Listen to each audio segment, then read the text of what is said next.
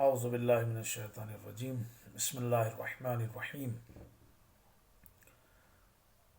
قال اللہ تبارک و تعالی فی کتابہ المجید وقولہ الحق بسم اللہ الرحمن الرحیم قال الرسول یا رب ان قومی اتخذوا هذا القرآن مہجورا صدق اللہ العلی العظیم۔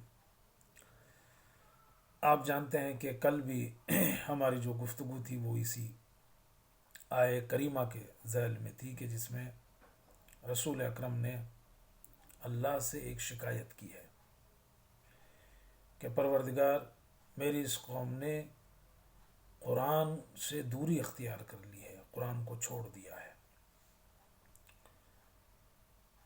تو کل ہم نے اس سلسلے میں کچھ باتیں آپ کی خدمت میں بیان کی تھیں کہ قرآن مجید سے دوری کو کیسے کم کیا جائے، قرآن سے کیسے مانوس ہوا جائے، اور رسول اکرم کی شکایت کو جو آپ نے بارگاہ خداوندی میں کی ہے اس میں جو ہے وہ کمی لائی جائے۔ اس کے لیے ہم نے روایات کے ذریعے سے چند درجات بیان کیے تھے، کس طرح سے جو ہے وہ قرآن سے نزدیکی جو ہے وہ ہو سکتی ہے۔ تو جو کل کے ہمارے سامعین تھے انہیں یاد ہوگا کہ ہم نے اس میں پہلا مرحلہ یہ بیان کیا تھا کہ قرآن سے نزدیکی کے لیے، اس سے مانوس ہونے کے لیے کہ قرآن کو گھر میں رکھے آدمی، روایات میں آیا قرآن گھر میں رکھے، خیر و برکت کے لیے ہے، قرآن ضائع اور برباد نہ ہو جائے، اس کی یہ وجوہات بھی بیان کی گئی ہیں۔ دوسرا مرحلہ جو تھا وہ قرآن کا جو ہے وہ دیکھنا، کہ قرآن دیکھے، چونکہ خود قرآن کا دیکھنا بھی عبادت ہے۔ النظر فی المصحف، مصحف عبادہ، قرآن میں نظر کرنا، دیکھنا یہ عبادت ہے۔ تیسرا مرحلہ قرآن سے مانوس ہونے کا اور اس سے دوری کو کم کرنے کا وہ تھا قرآن کا سننا، قرآن پڑھا جا رہا ہو، آدمی اس کو سنے، اس کے آداب بھی بیان کیے تھے کہ جہاں قرآن کوئی پڑھ رہا ہے اور کوئی سن رہا ہے تو اس کے لیے ہے کہ ونصت اللہ، وہ خاموش ہو جائے، اس کو سنے، غور سے سنے۔ چوتھا مرحلہ اس کا بیان کیا تھا قرآن کا تلاوت کرنا، اور اس کے فضائل اور اس کے ثواب جو تھا وہ بھی ہم نے آپ کے سامنے بیان کیا۔ کم سے کم 50 آیت جو ہے وہ پڑھنے کی تاکید ہوئی ہے، ہر روز مسلمان جو ہے وہ 50 آیت جو ہے وہ کم سے کم پڑھے، اور جو ہے وہ جس گھر میں پڑھا جاتا ہے وہ گھر نورانی ہو جاتا ہے، اس میں خیر و برکت ہوتی ہے، دلوں سے زنگ جو ہے وہ جو لگا وہ دور ہو جاتا ہے جو قرآن مجید کی تلاوت کرتے ہیں۔ تو یہ کل 4 مرحلے ہم نے آپ کی خدمت میں بیان کیے تھے قرآن سے مانوس ہونے کے لیے۔ لیکن اگر آج کی گفتگو نہ ہو تو یہ گفتگو نامکمل ہے، اس لیے ضروری ہے کہ آج کی گفتگو جو ہے وہ کی جائے اور اس کے جو باقی مرحلے ہیں ان کو بیان کیے جائیں جو کہ بہت اہم ہے۔ تو میں بات کو نہ بڑھاتے ہوئے 5ویں مرحلے کی طرف جاتا ہوں۔ 5واں مرحلہ جو قرآن سے ہمیں نزدیک کرتا ہے وہ ہے قرآن میں غور و فکر کرنا۔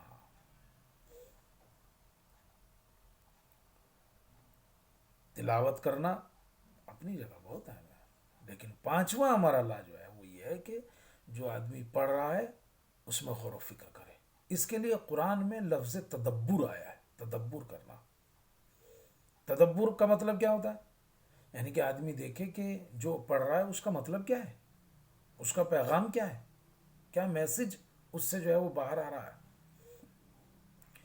قرآن میں یہ لفظ یعنی لفظ تدبر 4 مرتبہ آیا ہے، اور چاروں مرتبہ اسی لیے آیا ہے کہ قرآن کے لیے آیا ہے۔ قرآن میں غور و فکر کرو، قرآن میں تدبر کرو، قرآن میں جو ہے وہ غور و خوض کرو، یہ اسی کے لیے آیا ہے۔ اب وہ ساری آیتیں تو میں کیا پڑھوں، لیکن مثلا بسم اللہ الرحمن الرحیم افلا يتدبرون القرآن ولو كان من عند غیر اللہ لوجدوا فیہ اختلافا کثیرا، سورہ نساء آیت نمبر 82۔ کہ قرآن میں غور و فکر کرو، خود تمہیں اندازہ ہو جائے گا کہ اللہ کی طرف سے ہے، چونکہ اگر اللہ کی طرف سے نہ ہوتا لوجدوا فیہ اختلافا کثیرا، تو اس میں بہت اختلاف ہو جاتا۔ یا یہ پھر آیت افلا یتدبرون القرآن، وہ کیوں قرآن میں غور و فکر نہیں کرتے؟ ام علی قلوب اقفالها، کیا ان کے دلوں کے اوپر مہر لگا دی گئی ہے، چھاپ لگا دی گئی ہے؟ تو قرآن میں غور و تدبر اور تفکر یہ خود قرآن نے کہا ہے، اور خود ایک جگہ تو قرآن مجید میں قرآن کے بھیجنے کا فلسفہ یہی بیان کیا گیا ہے۔ کیوں بھیجا گیا قرآن کو؟ اس کا ایک فلسفہ یہ بیان کیا گیا، کتاب انزلناہ مبارک لیدبروا آیاتہ، قرآن کو ہم نے نازل کیا ہے، کتاب انزلنا، ہم نے اس کتاب کو نازل کیا ہے جو مبارک ہے، کیوں؟ لیدبروا آیاتہ، تاکہ اس کی آیات میں جو ہے وہ غور و فکر کرے آدمی۔ تو اب آپ کو وہ جو تلاوت کا مرحلہ تھا یقیناً بہت اہم مرحلہ ہے، لیکن اس کے بعد کا اس سے بلند درجہ جو ہے وہ کیا ہے؟ قرآن مجید میں غور و فکر کرنا، اور خود اس کے بھیجنے کا فلسفہ بھی یہی بتاتا ہے اللہ، کہ اس کی آیت میں جو ہے وہ غور و فکر کرے۔ علامہ سید حیدر عاملی نے اس آیت کے ذیل میں جو ہے وہ لکھا ہے اس کی تفسیر میں، کہ جب آدمی قرآن کی تلاوت کرے تو ہرگز بغیر تدبر کیے اس آیت سے نہ گزرے، اس آیت میں غور و فکر کرے جب بھی ادھر سے گزرے۔ جب بھی وہ غور و فکر کرے گا آیت میں، اس کو ایک نئی چیز ملے گی۔ یہ قرآن کا معجزہ ہے، اور اسی لیے قرآن جو ہے وہ پرانا نہیں ہوتا، تو ایک نئی چیز اس کے سامنے جو آئے گی۔ تو پانچواں مرحلہ کیا ہے؟ قرآن جب آدمی پڑھ رہا تو اس میں غور و فکر کرے، اس کی آیتوں میں دیکھے، سوچے۔ رسول اکرم ارشاد فرماتے ہیں، وائے ہو تم پر جو قرآن کو اپنے دو لبوں کے درمیان میں لقلقا کرتے ہیں، یعنی پڑھتے تو ہیں قرآن کو لیکن اس میں غور و فکر نہیں کرتے، یعنی افسوس ہے ایسے آدمی کے اوپر، وائے ہے ایسے آدمی کے اوپر، صرف تلاوت۔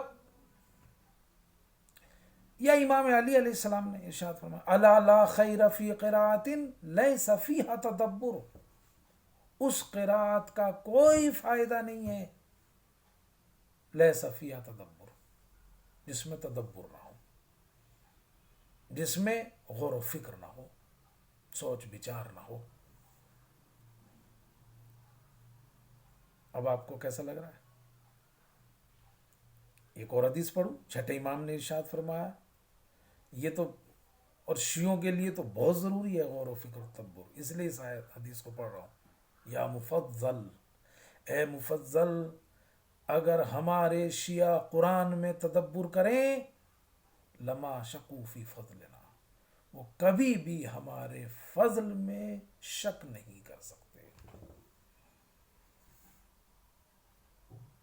ہم نے کل بھی شاید یہ بات کہ ایک جملہ کہیں آیا تھا، یہ کہا تھا قرآن مجید جو ہے وہ اہل بیت کی فضیلت کا جو ہے وہ فضیلت سے بھرا ہوا ہے، تو غور و فکر کرنا بہت ضروری ہے مومنین کے لیے، چونکہ قرآن مجید کی صرف تلاوت یہ بالکل عقلی چیز ہے، اس میں بہت زیادہ رکنے کی ضرورت نہیں ہے، کہ غور و فکر کرنا آدمی کیا پڑھ رہا ہے، اس کا پیغام کیا ہے، اس کا میسج کیا ہے۔ قرآن میں اگر آدمی تدبر نہیں کرتا نا اور ایسے ہی پڑھتا رہتا ہے تو وہ گمراہی کی طرف بھی لے جا سکتا ہے۔ آپ کہو گے عجیب بات کہہ رہا ہوں، نہیں میں عجیب بات نہیں کہہ رہا، یہ خوارج جو ہیں یہ تو قرآن بہت پڑھتے تھے، حافظین قرآن بہت زیادہ تھے، ان میں بہت قرآن پڑھتے تھے، لیکن نتیجہ تو آپ نے دیکھ لیا نا، جنگ صفین میں، جنگ نہروان میں نتیجہ تو دیکھ لیا نا۔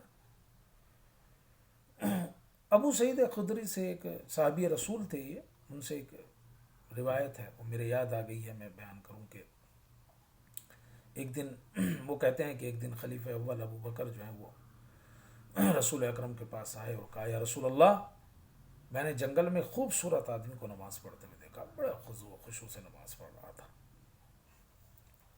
رسول اکرم نے کہا ابو بکر تلوار لو اور لے جاؤ، جاؤ اسے قتل کر دو۔ ابو بکر گئے، واپس آئے، کیا ہوا؟ کہا رسول اللہ بھلا کہ ایسے آدمی کو قتل کیا جاتا، وہ تو بڑا اس سے جو ہے وہ قرآن پڑھ رہا تھا، بہت ہی غور سے قرآن پڑھ رہا تھا، وہ نماز پڑھ رہا تھا بڑے خضوع و خشوع کے ساتھ۔ عمر بیٹھے ہوئے تھے، آپ نے حضرت عمر سے کہا تم جاؤ، وہ گئے، وہ بھی واپس آئے، قتل کیا؟ نہیں یا رسول اللہ کیسے قتل کرتا، وہ تو بڑے ہی خضوع و خشوع کے ساتھ نماز میں مشغول تھا۔ امیر المومنین سے کہا آپ نے یا علی آپ جاؤ، آپ گئے، واپس آئے، کیا ہوا؟ کہا رسول اللہ وہ تو وہاں تھا ہی نہیں، چلا گیا۔ تو رسول اکرم نے ارشاد فرمایا کہ وہ آدمی اور اس کے پیروکار خود بھی قرآن پڑھتا ہے اور اس کے پیروکار بھی قرآن کی تلاوت کرتے ہیں، بہت کریں گے مگر وہ ان کے حلق سے نیچے نہیں اترے گی، یعنی تلاوت تو وہ بہت کریں گے لیکن صرف تلاوت ہوگی۔ بعد میں پتہ چلا یہ آدمی خوارج کا سردار تھا، جنگ نہروان میں امیر المومنین کے سپاہیوں کے ہاتھوں جو ہے یہ قتل ہوا۔ جب امیر المومنین کو پتہ چلا کہ یہ قتل ہو گیا ہے تو امیر المومنین اپنی سواری سے نیچے اترے اور آپ نے سجدہ شکر ادا کیا۔ تو تلاوت کرنے والے تھے یہ لوگ، حافظین قرآن ہیں، لیکن آپ نے دیکھا امت میں جو خرابیاں چلی آ رہی ہیں ان کی وجہ سے آج تک جو ہے وہ امت مسلمہ اس کا خمیازہ جو ہے وہ بھگت رہی ہے۔ تو قرآن میں جو ہے وہ صرف تلاوت نہیں اس کی، بلکہ قرآن کا جو ہے وہ پڑھنے کے ساتھ ساتھ اس میں غور و فکر کرنا۔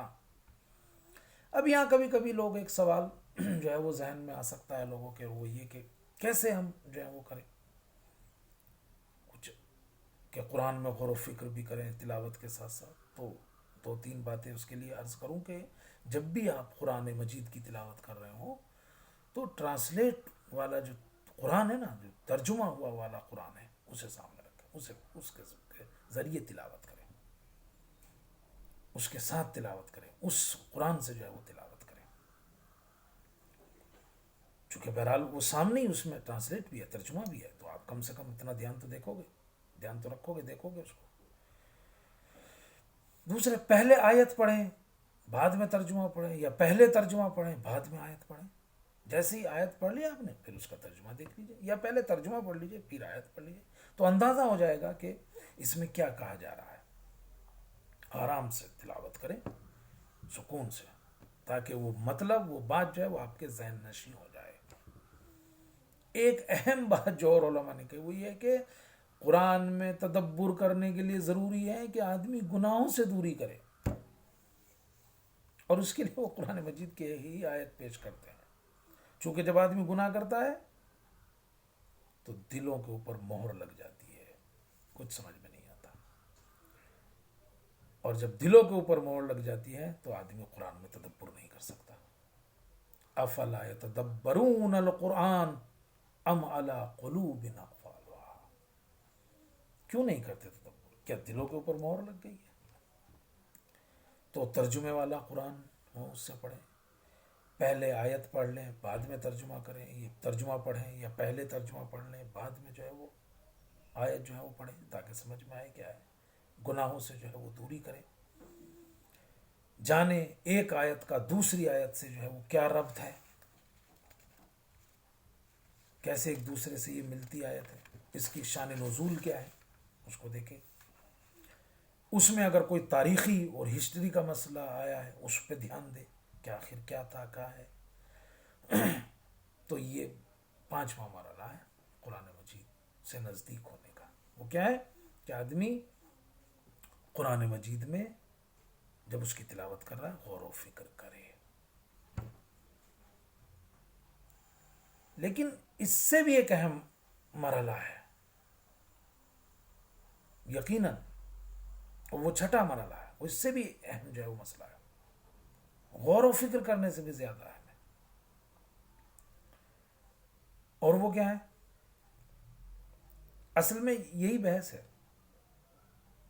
وہ چھٹا مرحلہ کیا ہے؟ وہ ہے قرآن پر عمل کرنا، جو اس میں کہا گیا ہے اس پر چلنا، جو کا حکم دیا گیا ہے ان پہ عمل کرنا، جن چیزوں سے روکا گیا ہے ان سے رکنا.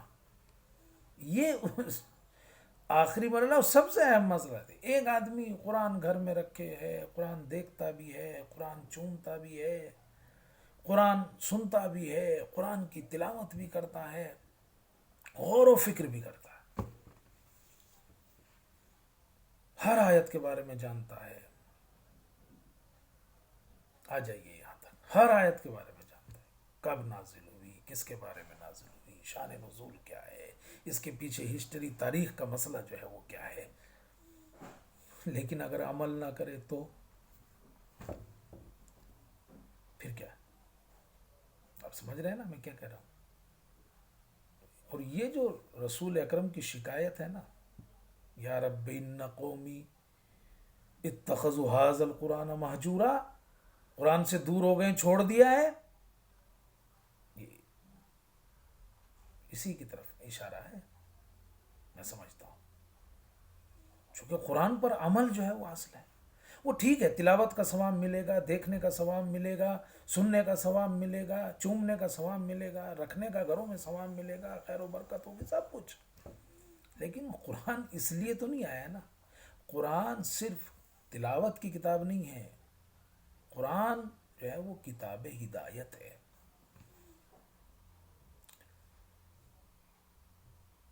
قرآن میں مجید کے اس سلسلے سے میں اگر کچھ حدیث ایک دو بیان کروں. رسول اکرم نے ارشاد فرمایا کہ جو قرآن سیکھے اور اس پر عمل نہ کرے، خدا روز قیامت اسے اندھا اٹھائے گا، نابینا ہوگا. جب اس کو اٹھایا جائے گا تو کہے گا میں تو جب مرا تھا تو میں تو بینا تھا، میری تو آنکھیں تھی، ابھی کیوں میں نابینا اٹھاؤں؟ اللہ کہے گا قرآن تو پڑھتے تھا مگر اس پر عمل نہیں کرتا تھا. قرآن تو پڑھتا تھا مگر اس کے اوپر عمل نہیں کرتا، اسے بھلا دیا تھا. اور وہ پڑھتا تھا، اس کو بھلا دیتا. یا دوسری حدیث، جو شخص قرآن کو سیکھے اور اس پر عمل نہ کرے بلکہ دنیا کو اس کے اوپر ترجیح دے، وہ خدا کے غصے کا مستحق ہے. اور اس سے سخت جملہ یہ ہے کہ اور وہ یہودیوں اور عیسائیوں کے ساتھ محشور ہوگا. سب کچھ جانتا ہے، قرآن میں سب کچھ کرتا ہے قرآن کے سلسلے سے، لیکن قرآن پہ عمل نہیں کرتا تو یہودی اور عیسائیوں کے ساتھ جو ہے وہ محشور ہوگا. قرآن پر عمل نہ کرنے والے کا سخت ترین عذاب ہے. رسول اکرم نے ارشاد فرمایا ہے کہ جہنم میں ایک ایسی جگہ ہے جہاں اہل جہنم ہر روز 70,000 مرتبہ کہیں گے کہ پروردگار ہمیں یہاں سے نکال، ہمیں یہاں سے نکال. صحابہ بیٹھے ہوئے تو انہوں نے پوچھا رسول اللہ یہ کون لوگ ہیں؟ کہا یہ اہل قرآن ہے. کہا اہل قرآن؟ کہا جو قرآن تو پڑھتے تھے لیکن قرآن پر عمل نہیں کرتے تھے، شراب پیتے تھے، نماز نہیں پڑھتے تھے. چونکہ یہ تو احکام اس کے اندر آئے نا، وہ پڑھ تو رہا ہے، چیخ تو رہا ہے اقیم الصلاۃ اقیم الصلاۃ، بڑے بچے لہن میں بڑے اچھے اس میں پڑھ رہا ہے مگر عمل نہیں کر رہا ہے.